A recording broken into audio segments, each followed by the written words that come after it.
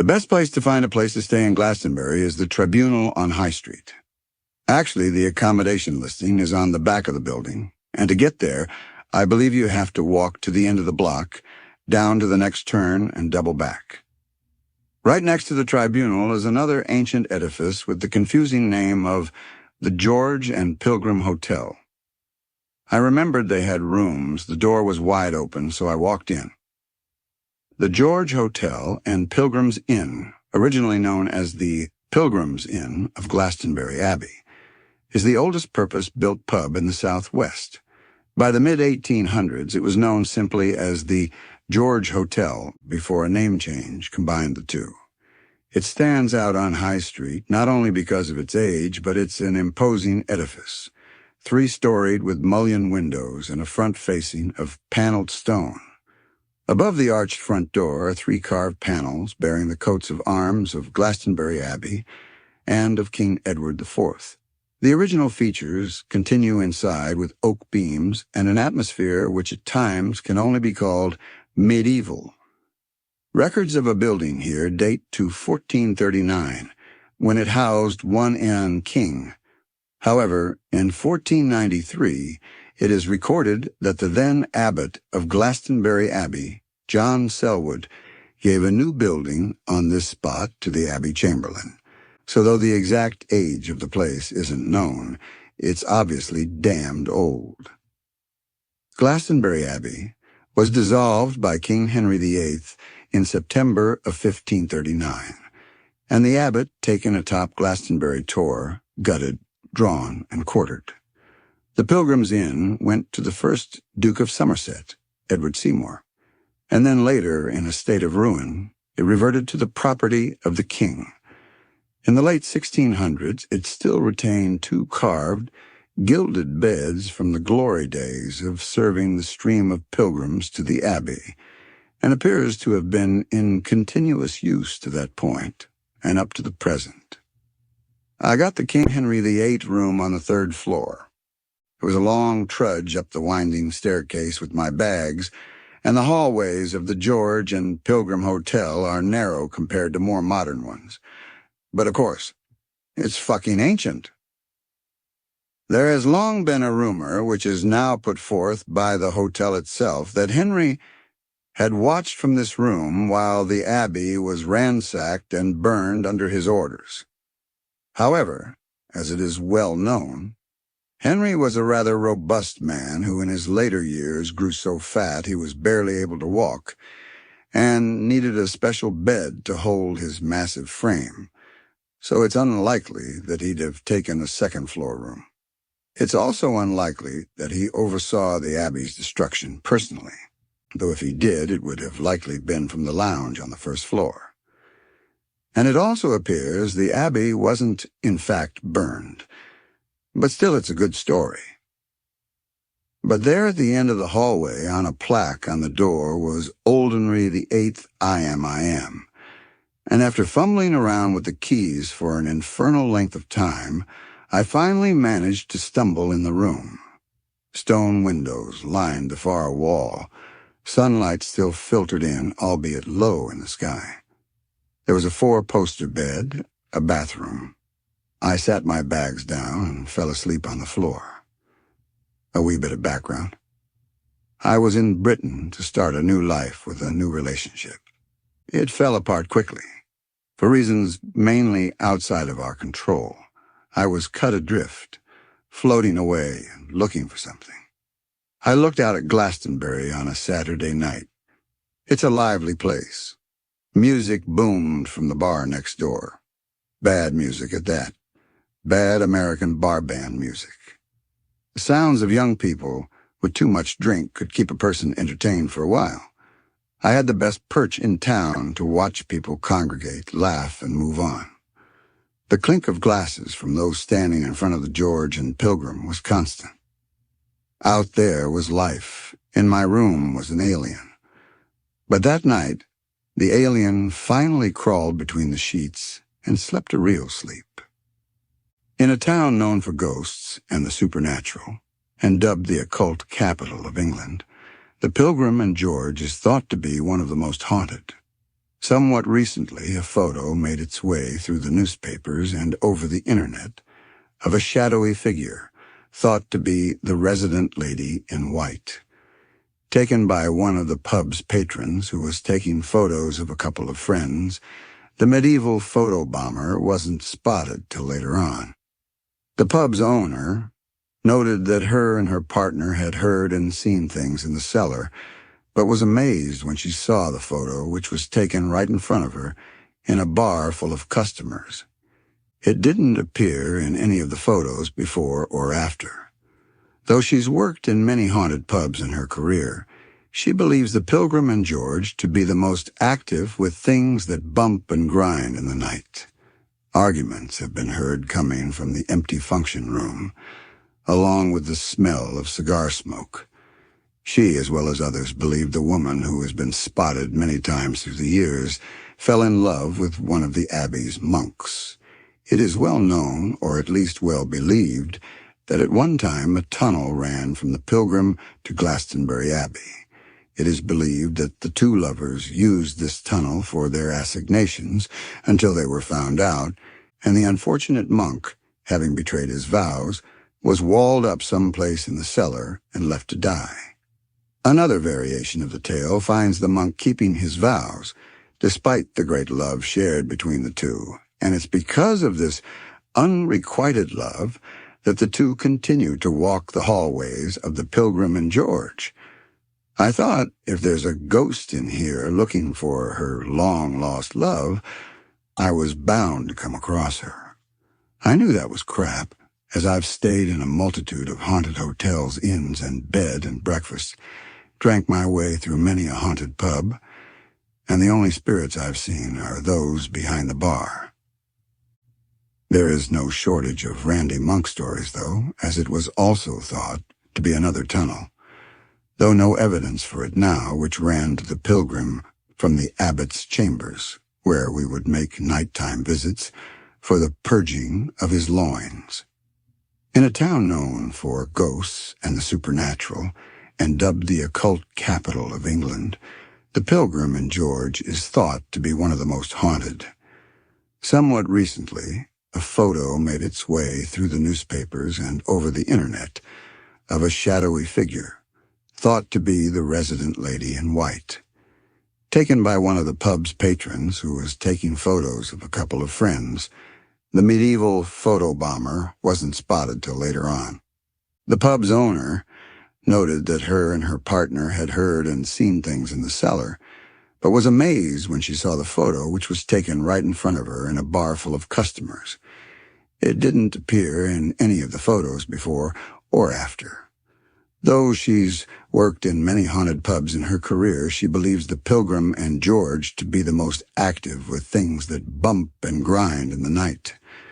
Arguments have been heard coming from the empty function room, along with the smell of cigar smoke.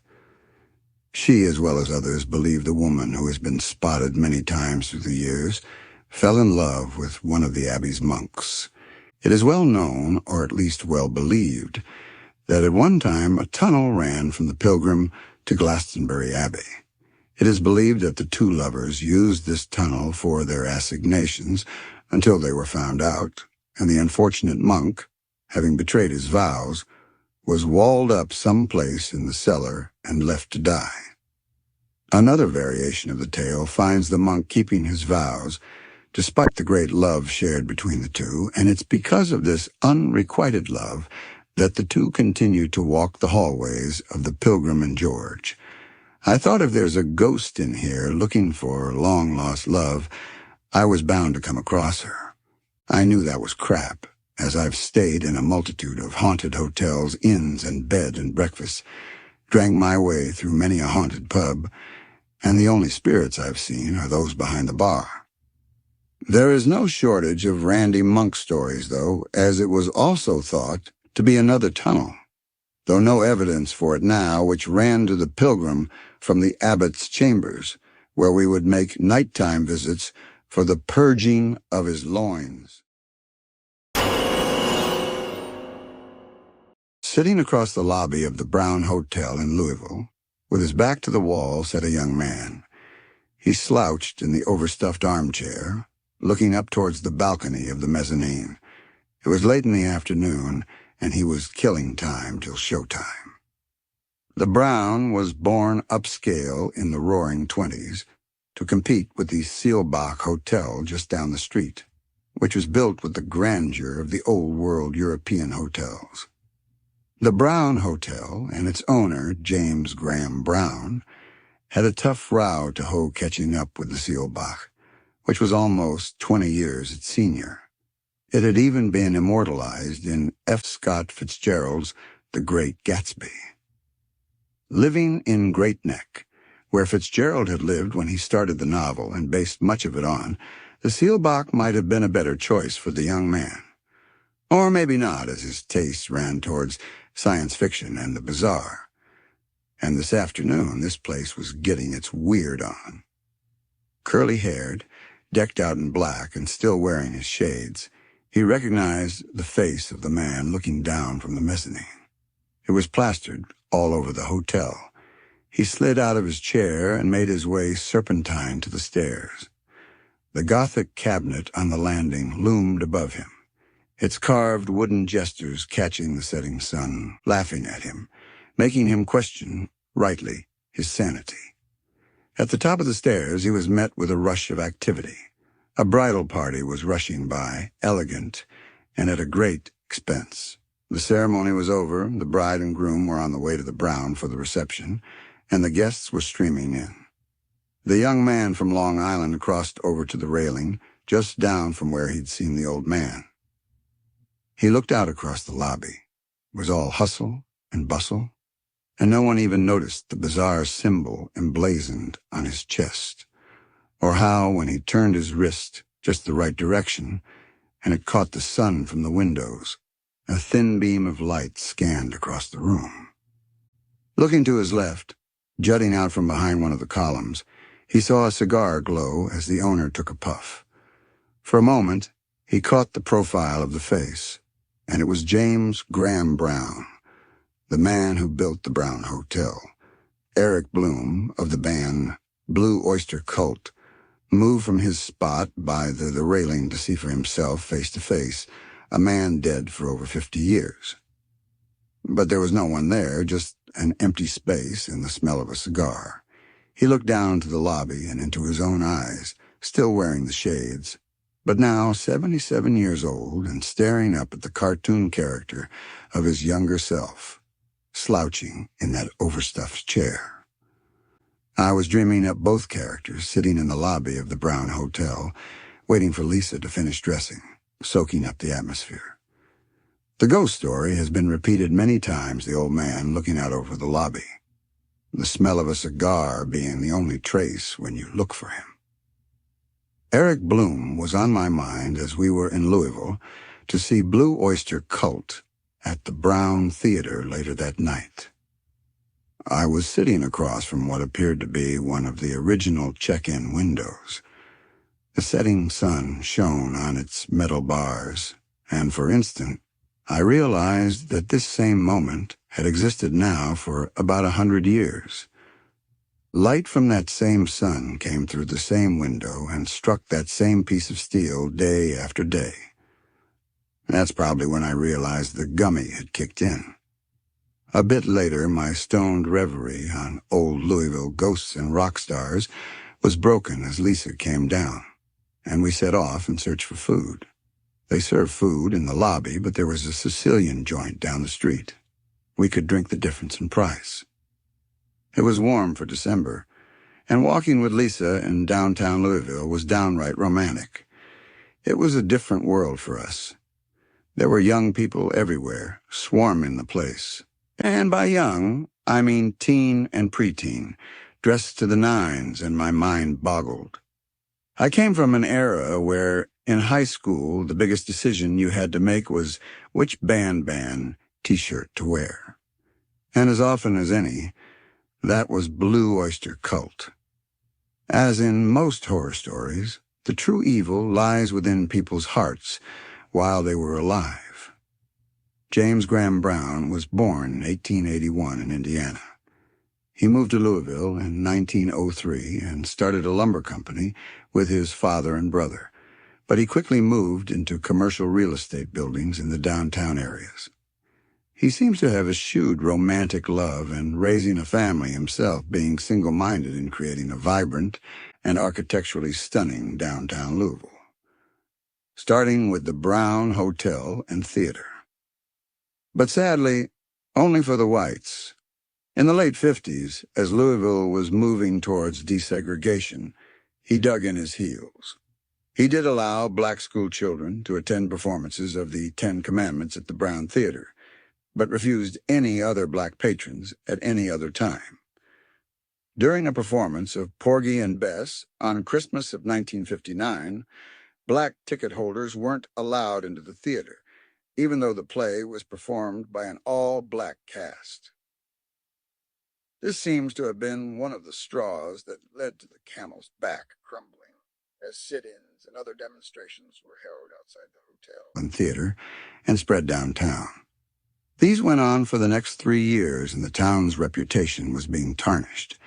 More residents were arrested for protesting segregation in Louisville than in any other American city. A Buy Nothing for Easter campaign attracted 75,000 signatures, and the turmoil was taking a heavy economic toll.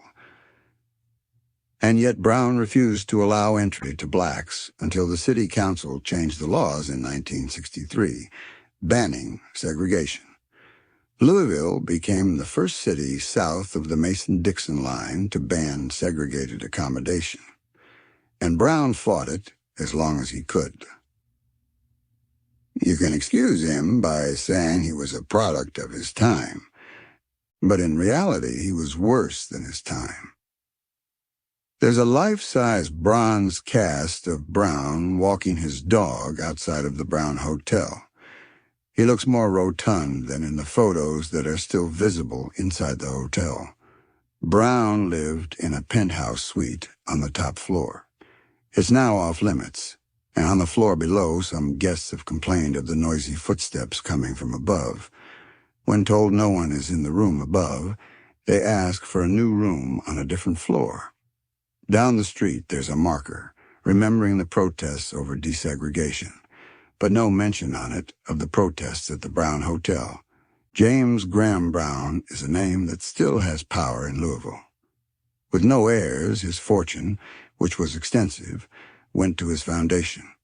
It's done an amazing job of improving life in Louisville for people of all races. That's one thing I've learned. Even good people do monstrous things from time to time, and even monsters are capable of doing good. Blue Oyster Cult redefined what a monster was in the 1970s. They came along as I was transitioning from adolescent to teenager and got under my skin. I had been a horror film nut, was well acquainted with science fiction as well, and their lyrics alluded to that sort of thing, albeit obliquely. It's how they became the thinking person's hard rock band. Even if the thinkers were mainly teenagers, they were marketed as the American answer to Black Sabbath, a horror film injected into rock and roll. Blue Oyster Cult created new monsters, replacing wolfmen, the reanimated dead and vampires with the new ones, bikers, murderous drug dealers, and junkies, people with death in their eyes. And surprisingly, for a while, had hit singles. Here in the Midwest, in the 70s and 80s, we had a sweet tooth for hard rock. Blue Oyster Cult was already headlining coliseums without a hit single. Then Don't Fear the Reaper came along and blew things sky high. We were monsters back then. Probably not nearly as bad as we remember, or for some, maybe even worse. But life felt dangerous, and this was the soundtrack to that era. As we walked back to the Brown Hotel, I began to see the other monsters. Some were in T-shirts with the BOC logo, easy to identify. At the Rabbit Hole Bar inside the Brown, they were better dressed, but still unmistakable. The overheard conversations from this upscale crowd were more like dissertations on who were the best bands of the 70s and why. Louisville feels like New Orleans' Midwestern cousin. Particularly in the summer, you can feel the river here. There are Gothic neighborhoods, blocks of bars and restaurants popping up all over the city. It's an old town, with all the old problems we've never dealt with, like poverty, crime, and racial divisions. And walking into the Brown Hotel, no matter how you try to justify it to yourself, is stepping into that old, genteel world. It was rowdier than we imagined it then, and still is now. The Brown Hotel is a swanky joint, no doubt. You can tell by the price, and also by the fact that there's a telephone right next to the crapper. That's a dead giveaway that where you sit is intended to cradle the asses of people far more valuable than yourself. That makes doing your business there doubly satisfying. The lobby was a maelstrom of activity. The wedding guests were decked out in tuxedos, giving that touch of high-end charm that a place like the Brown Hotel lobby needs to get the full effect. Over to one side, huddled around a TV, was a circle jerk of men watching a college football game. Their wives sat on the couch, wishing their husbands showed as much enthusiasm for their orgasms as they do for touchdowns.